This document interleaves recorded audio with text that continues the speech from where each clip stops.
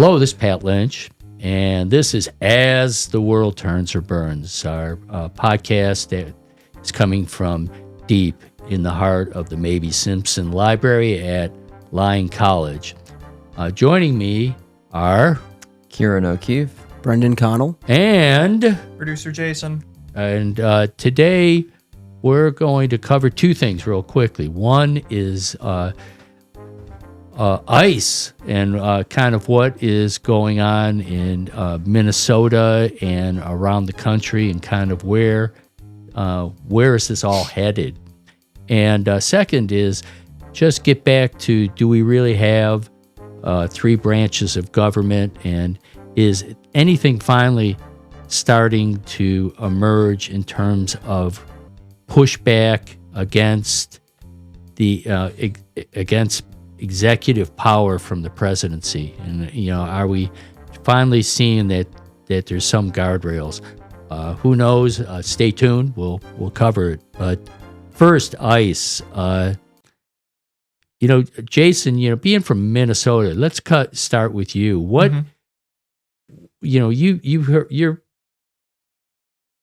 what do you hear, like, as far as local media and all this? Because obviously, we read about it on from the national perspective, but how is it being regarded from the people who actually live in the state? Well, first off, it's a really sad time because the Star Tribune, which became the Minnesota Tribune, and then the Star Tribune again, just shut down like literally a month ago. So they're not printing that anymore. I'm sure they still have a digital newspaper, but yeah, there's no like big, massive physical newspaper like there was before, which is kind of sad because it's ironic that like all this happens as soon as like that happens. Also, NPR, Minnesota's public radio, has they're very popular. They have a really high social media presence with Minnesotans, and they have done everything to avoid talking about ICE, funny enough. So it's kind of questioning, like, from local news, like the local news, like WCCO is Minnesota's premier local news station. It would be, I don't know, it's like I'm sure it's affiliated with CBS or somebody, but that's like the main big one, and they have blasted them. And funny enough, it's kind of crazy because there's all these local businesses and people that are going on WCCO, during the weekly news segments, in the mornings and at night. And like, there was just I just read an article about a small toy, like they manufacture, or not manufacture, but they sell like board games, toys and stuff like that, for like kids of all ages and adults, I guess, because adults play board games. But they blasted and criticized the ICE stuff that was going on the street, that was that they're located on national, or on television, on the news, and then ICE showed up and did an audit on them. And that's been happening a lot, is people who are getting criticizing them are being like actively seeked out. It's like almost like, it's really terrifying. And from like a local perspective, I mean, I'm not from Minneapolis, but being from Minnesota and being like, I've been to Minneapolis and I've spent a lot of time in Minneapolis, and it's really like, you always see this stuff. Like, I think about like when, like, there was the Capitol riots and like everybody stormed the the building, and like you see all this crazy stuff that happens, and even like the original like Minnesota riots during 2020, but like to actually see this like in places that you've been, in like streets that you've been on, at businesses you've been to, it's like really terrifying. It just makes it like really surreal. It'd be like if ICE just like walked through Lyon College and just started like tearing people away from the dorms or something like that. Like, is it going to happen? Probably not, but you guys could imagine it because you guys live and breathe here every day, and it's like, that's really terrifying. Like, it's really scary. And it just kind of like, I mean, I guess from my perspective, I'm also biased because I don't like Trump already, but like, it just seems very dictatorial. And it's like, I don't even understand how people can try to justify this. Like, even if there was like this big Somalian insurrection of like people laundering money and taking money and stealing money, and there's all these criminals, and Minnesota was like the worst city. Like, imagine if Minnesota was Gotham. I don't even know how you could imagine trying to justify something like this. So amen. Guys, any thoughts? I think Trump's been itching to do this for a while, to really try to crack down, to try to make an example of a particular place.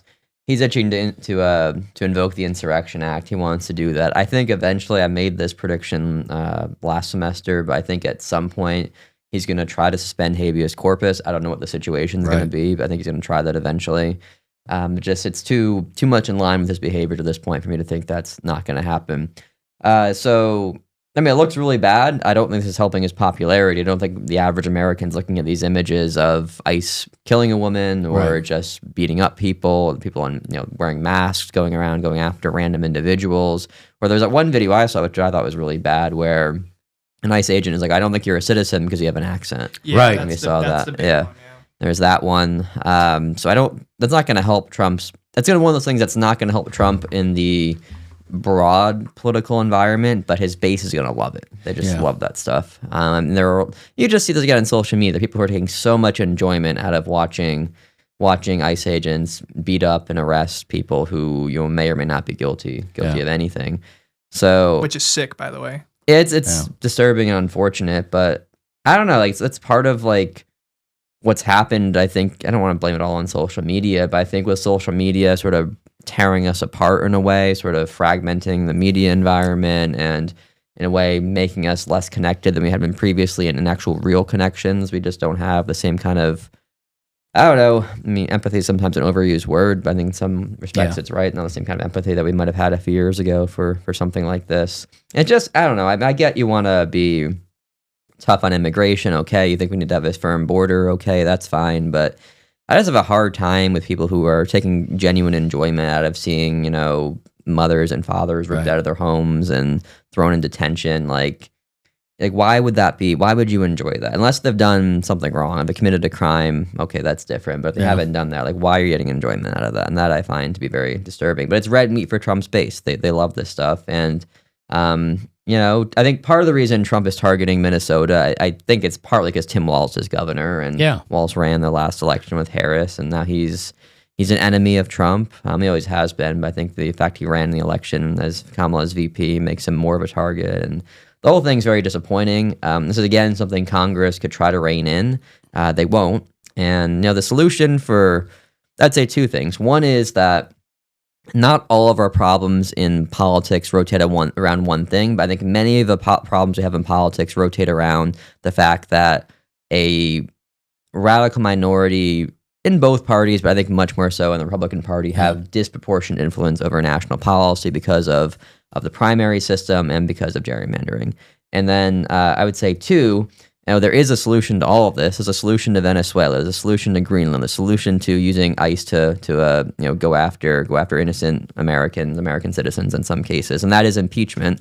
And at this point, I think Trump's done enough to be impeached. I think this would be easily justifiable, but it's that is the major check on Trump's power, and it's just not going to happen. Thank you, Mitch McConnell. Yeah, that's kind of put all this in play. Anything, Brendan? I don't have much to add. I mean, it is very scary because it seems like ICE is like almost this paramilitary force now. I guess what I'll say is, I don't know, it's kind of emblematic of not just like how divided we are as a country, but I've always thought like if you put Trump's policies aside, he's just a terrible leader in that whatever he chooses to do, he not only doesn't care about the optics of it, he almost like goes out of his way to make the optics look terrible because somehow that caters to his base and like the keyboard warriors online. I mean, these ICE agents are going out. It almost just seems like they're just not accountable to anyone. They're just going out, they're masked people, and they'll just take whoever they want. And now you've got a situation where people are fearful of their own government. Yeah. Generally don't want that in a democracy, especially. So, I study immigration. I would say I'm probably pretty middle of the aisle when it comes to immigration, in the sense that I do think that we need to have border control and we need to have something like ICE because there's rule of law in this country, right? It's like there's legal ways to get here. I personally wish there was more of a legal avenue for people to come to the United States, but hey, there's not. And if you come to the country illegally, it's the possibility that you can be detained and then deported. But man, the way to go about it is just not what's been done over the past year. It's like, first off, like make it clear that ICE is not this like politically motivated thing. If you're picking on certain states or you're picking on certain ethnicities, right? Use it in an impartial way. Use the judicial system. You're still giving these people, due process, and they'll, you're not just going to be deporting people because you think that they might be breaking the law. Optically, like, these ICE agents, they shouldn't look like people with just hoods on and masks on, and they're just kidnapping people. Like, I would just go about this all differently. Like, I feel like there's a middle part of the aisle that Americans could agree on. It's like, you could have strong borders, but you could also do it in a humane way. And it's honestly not even that hard to do. Right. All it takes is a good leader to realize this and to say, here's a good policy. It's maybe a more conservative policy, but we're going to try to follow it. And I want to try to get people on the left on board too, to kind of understand the merits of this. But this is not done in this presidency. So the other thing too is two things. I think one thing that you said was really good is like, the problem is like these guys, they're kind of like almost like vigilantes in a way. Like they're like a paramilitary in a way, like exactly what you said. And that's concerning because that basically means that you just got these people just rolling around with guns and like equipment that is like meant to literally kill people. Like, and like also not saying that everybody who's in that position is just itching to kill people, but there are a lot of people who join types of groups like that or the military because they really have this like kind of like desire to, cause harm or do bad things. Same with police, not all police, but there are a decent amount of police officers who feel like that are ICE agents. So they're just itching, to cause some chaos or cause violence. And I think that is another issue, is just like allowing these people to just do that and also not holding them accountable, which kind of just makes the rest of them feel like it's almost okay to just be as violent. Like, think about the shooting of the woman in the car. Renee Good, that was, I mean, what, they're not going to even do they're not even going to like investigate it or whatever, right? They're not holding an investigation, which I think is just crazy, because I feel like even if it was like self-defense or whatever, you should still hold an investigation to try to sort out the facts of that. Yeah, but situation. An investigation would open it up for a discussion of, is there a right way, a moral way, a legal way for ICE to conduct itself, and they will not entertain that. There's just, they don't want, this is, they have in their own mind that mandate to go and I'll call it inflict, like as much fear into people as possible, because it's all about the spectacle, the mask, the break-ins, the paramilitary move, all the maneuvers, all of that is deliberate, and it's all about striking fear. And the crazy thing is, and as far as a positive for Trump, immigration was one of his number one issues. He has basically closed off the border. As far as the number of illegals, that it was out of control, flat out of control under Biden. He's got that. He has that part of the problem solved. So, there's a win, and all this has been completely overlooked because of his political targeting of going after Democrat states, California, Chicago, Minneapolis. Now he's going to, the absolute, where's the biggest problem, where the most undocumented immigrants are right now? Maine. I heard that's next. Of course. Where's he avoiding? What are the two red states that would be? Texas and Florida. Exactly. But they're going to go untouched. He's exempted meat packing, he's done a lot with, he's all the industrial interests that have lobbied. So it's all politically motivated. It's all cruel. I mean, just even as a to me, when you have, archbishops, calling this out as far as the morality and and everything of it, he'll just blow it off. Yeah, it's like that's just some whiny liberal, but it's really sad because in the end, it really does expose kind of America and who we are. That Kieran, like you said, there's a group of people that, as horrific as all of us in the studio see this, there's a group of people that really cheering this on. Yeah. Flat out. That is something. And you just have to come to terms with that. There's things like that that there's going to be a part of this country that are people that, frankly, it's hard to really understand just, kind of the,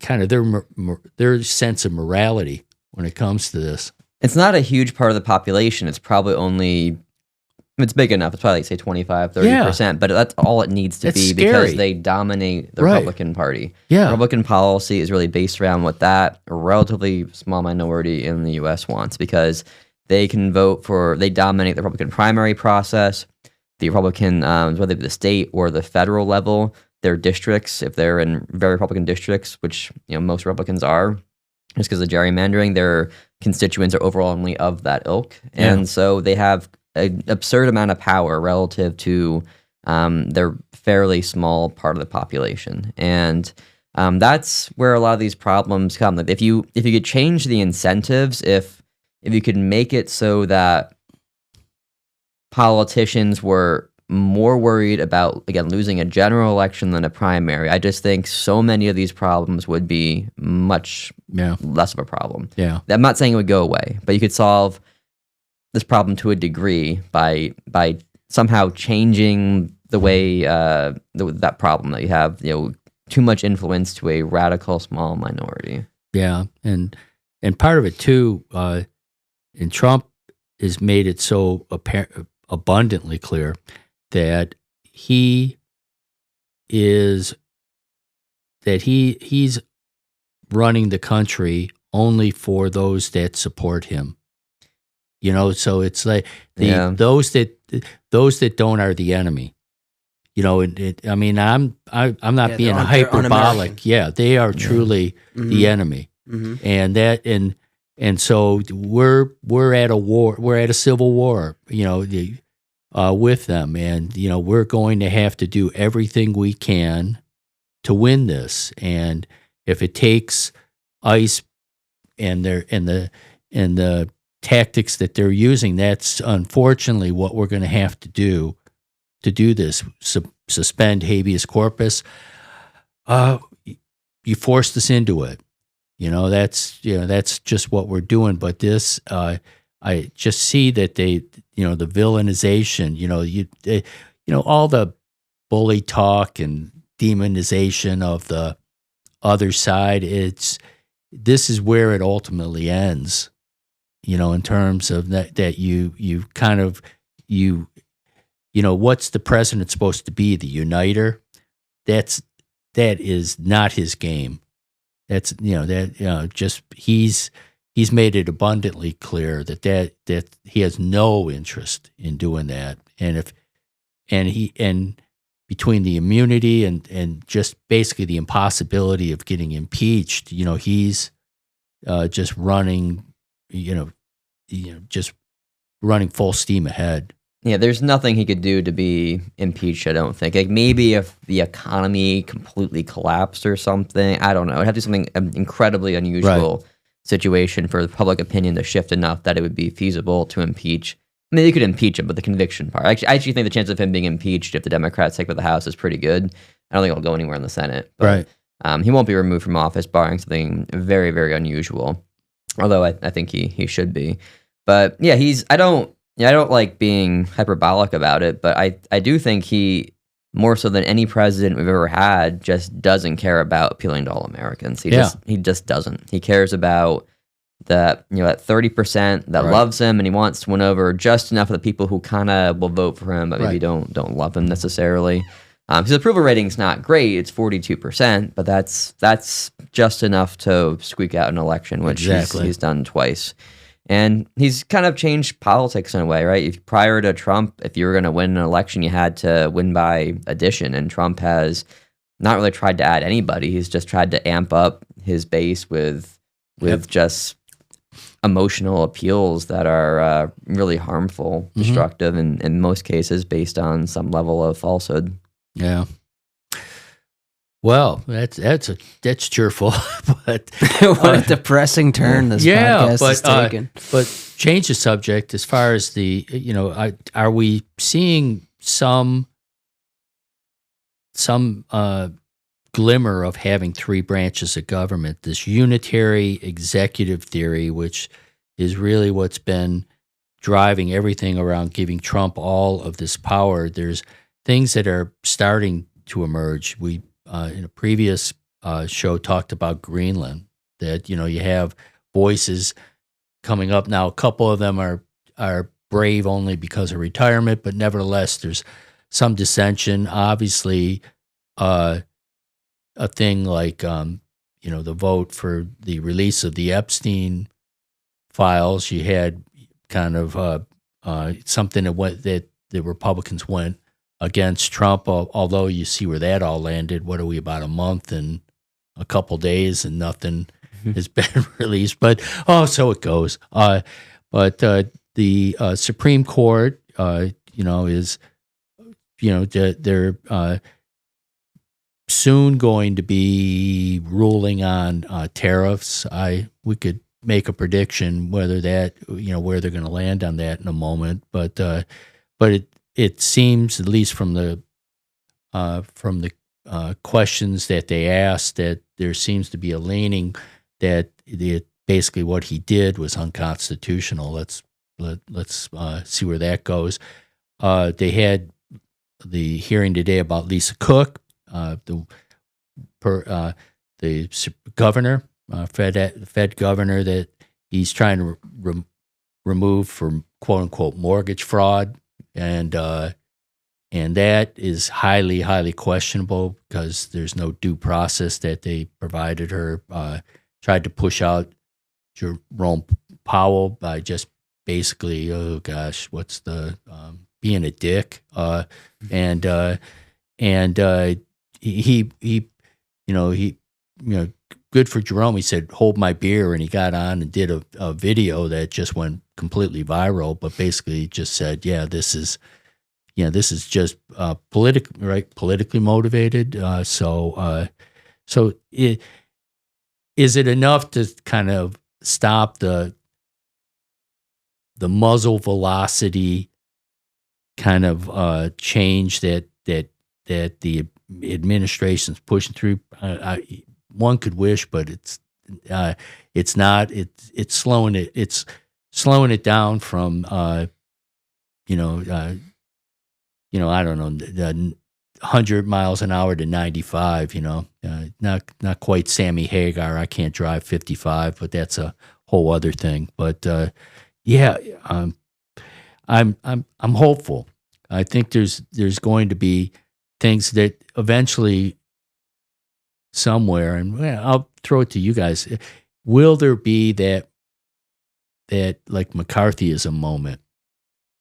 I forget who was the senator that just basically pushed back on McCarthy. That Margaret Chase Smith. Yeah, you have no shame. That there's that. It's a voice. It's somebody that you just don't expect that will step up. Is that somewhere in the future, or am I just on edibles again? Well, who has Margaret Chase Smith's seat is Susan Collins. Yeah. Susan Collins will do something. I don't know. I'm skeptical that Congress will do anything to really stop Trump unless Democrats win both houses back. I think that's probably the best chance. I just don't see Republicans breaking with Trump. I just don't think it will happen. Like, unless there is some sort of massive economic catastrophe, his approval rating among Republicans is still very high. As long as that is the case, the Republicans in Congress are going to be too afraid to do anything against Trump to a substantial degree. unless they happen to be in a swing district or a swing state. Seat or retiring. So Tom Tillis, Don Bacon, Lisa Murkowski, Alaska is ranked choice voting, even though it's more Republican state. Susan Collins in a blue state. Maybe you see a couple others defect at some point, but it's not going to be very many. Right. I just think the incentives are misaligned. I said this earlier, but as long as the incentives are misaligned, I don't think Republican behavior is going to substantially change, barring a complete collapse or at least something of a collapse of Trump's support among Republicans. And I think really to see a change to any substantial degree with Republicans, his approval rating would have to drop, I think, at least into the mid 30s and maybe lower than that. Like right now, it's 42 is too high. You got to get down to, if you get down to like 32, then that means some Republicans aren't approving of him, and maybe then you have some more politicians who will break from him. But as long as he's popular with the base, they're not going to break. I just don't think it's going to happen. As long as his approval rating remains high with the core, it's just nothing's going to change, I don't think. Yeah, I don't put a lot of faith in Congress. The courts have, I guess, still been working, so that's a good thing. But how long is that going to last? I mean, this is a president that eventually could just say, you know what, I'm just not going to listen to some of these orders or weasel out of them. And in which case, it's not like the courts have any enforcement power here. I think it then comes back to voters. I think this is something I said, when we did our podcast last semester. I think it ultimately comes down to, are voters willing to push back enough if Trump keeps doing stuff like this? And, on the one hand, I would say that, Trump still doesn't have anywhere near a majority of voters that support him. And that's something that usually you need to just totally, revert or to kind of draw back democracy. You'll notice that it's usually like very popular leaders that gain power, and then they could use all their popularity to just totally reshape the Constitution or just write a new one. Happens actually quite a bit in history.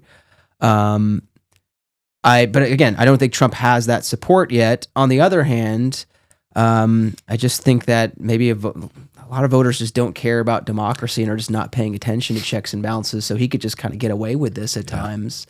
So yeah, I don't know, I guess I'm holding on hope. And of course, it's like, we got 3 years to go, and then who knows what happens in 2028. Foreign policy is another thing that could maybe shake things up even in Congress. So maybe if there's like a major event or a war or something, that could maybe shake things up. And then maybe you've got Republicans that are willing to run the other way en masse. But I'm not holding my breath for that. I guess I know we're doing like predictions here, but what I'm willing to say now is like, we don't have a democracy anymore. Like I'm there now, and I don't want to exaggerate because again, democracy, there's like shades of gray, right? There's like North Korea over here. Then there's like full-fledged democracy over here. Yeah. We used to be here. I don't think we're here anymore. Yeah. I wouldn't call us a democracy anymore. I've seen enough.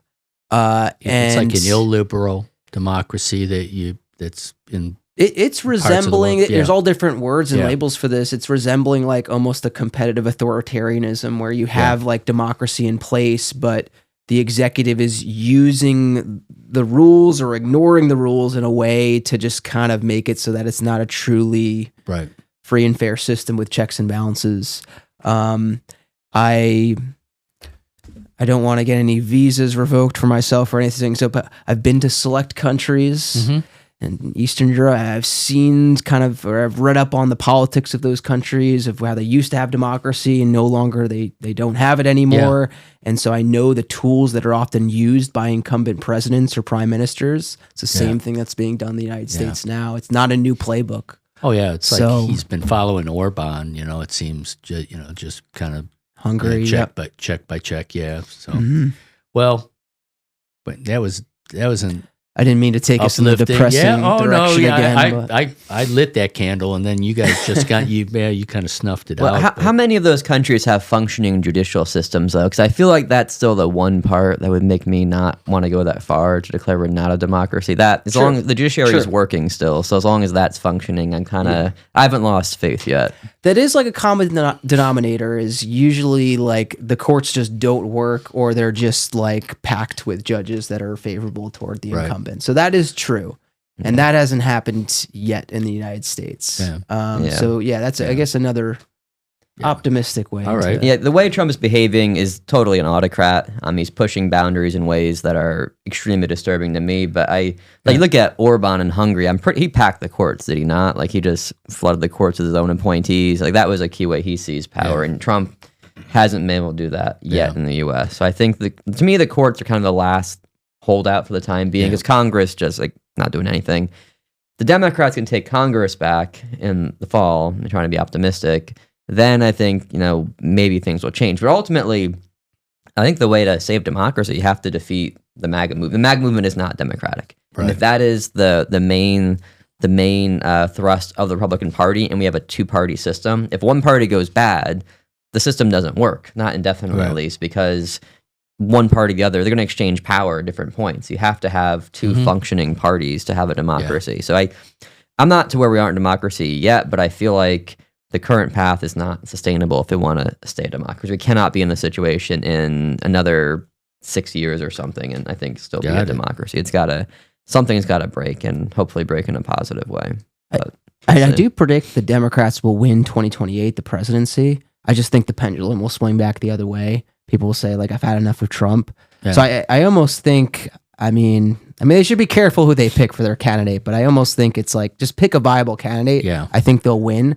The question is, though, how much damage will happen in 3 years? We got one out of the way, but potentially a lot. Well, I think if the Democrats get back onto the power in 2028, they just have to do whatever they can to change as much as the system as possible to prevent this from happening again. Right. They just got to do something. They've got to. I go back to gerrymandering. That's kind of like a hobby horse, but pass a national bill getting rid of gerrymandering. If you have to break the filibuster to do it, do it.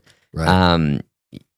I don't know, try to do something with money in politics. I don't know how that's going to work with a Supreme Court ruling, but try something. You got to just do as many reforms as possible. I don't even care about like any other issue in the time after. Just make the reforms to make the country more resilient to a Trump-like figure in the future. And I think Trump is kind of unique because he has this cult of personality around him, which makes him especially dangerous, because that is what a lot of autocrats have, is some kind of cult of personality, and it looks buffoonish to people who don't like them. Like Mussolini looked like a fool to a lot of people. He was up there like pounding his chest and like waving his hand around.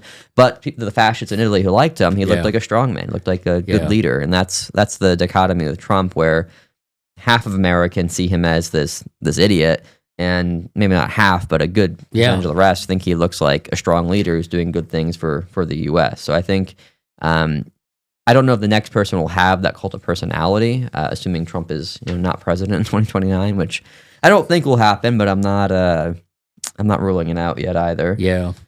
But you gotta. I don't know if JD Vance can do that in the way that Trump can. JD Vance has zero riz, man. that guy, that literally is going nowhere.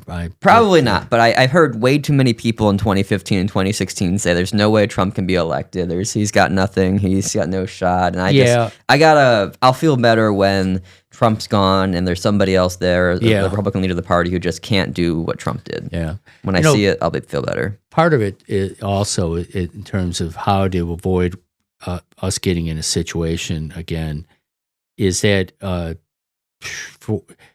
call it post-Watergate, that the country operated on a lot of things that were norms, where it was just understood that this is how things are done and how things are not done. And that is basically, where, Trump just, he just disregarded all of that, and how many times you hear unprecedented and, never done before, because nobody ever went and did, and just completely disregarded every accepted norm in the past. Now there's going to have to be things and it's going to have to be Congress, that's going to have to start setting some laws and some different boundaries, so that this unitary executive just cannot decide that, okay, Congress passes, appropriations and monies to be spent here, and the president just says won't do it, and the list goes on and on and on.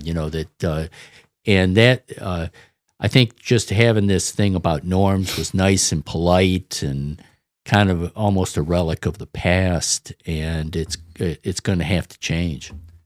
It's a good point, because most people shoo off norms because they think it's not written down rules, so you don't really have to follow them. Yeah. But I would argue that you absolutely need norms for government to work or society to work. Sure. Because you can't possibly write all the rules that you need or think about all the rules that you need on the spot. You need norms to structure things. So the fact that you have a person that's willing to just totally ignore it, well, of course we're ending up now in just a very chaotic time, because nobody's going to push back. But well, all right. Dramatic change of subject. We'll close on a thing I kind of talked about.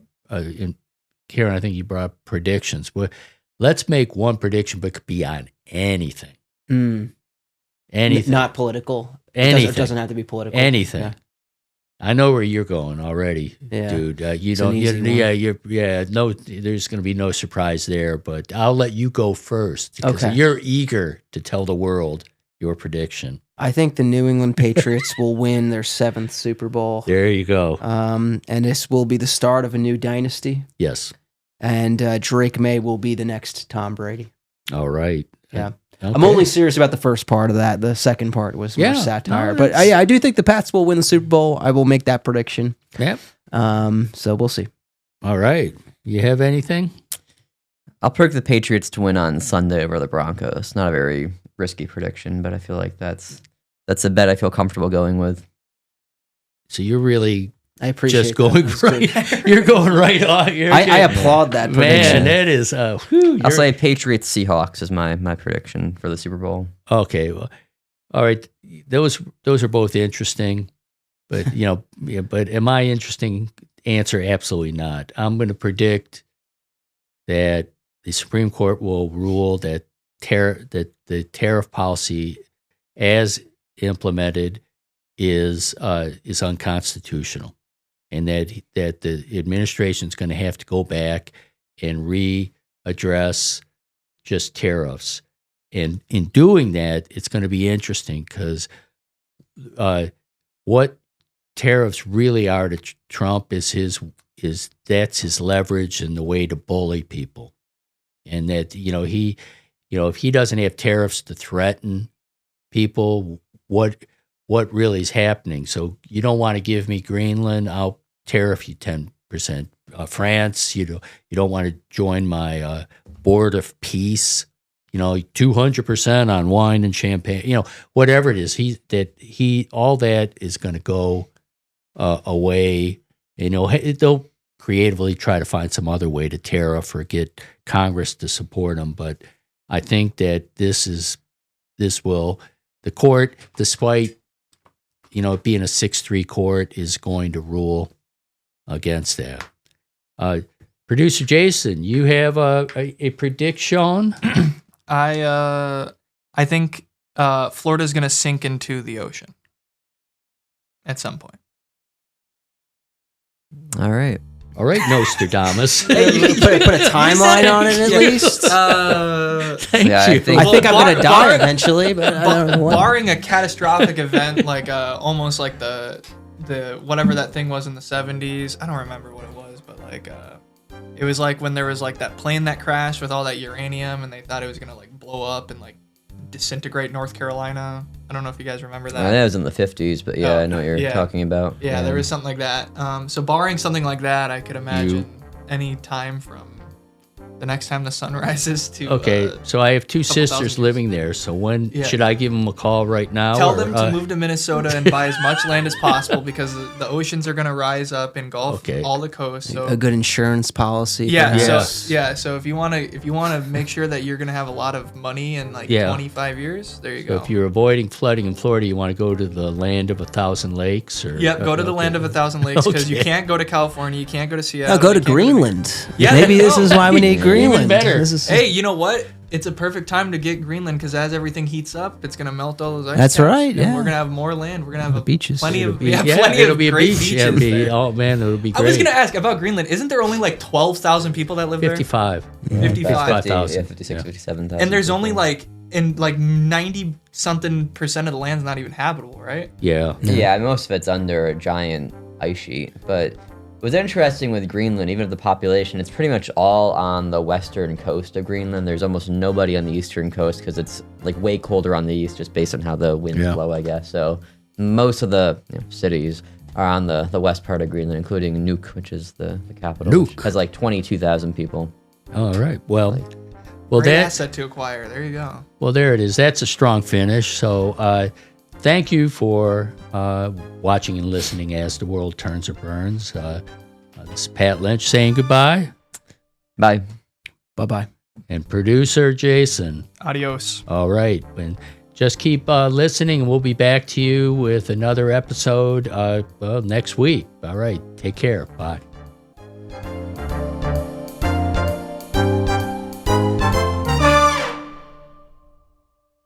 This podcast is sponsored in part by Lyon College and KILT Studios.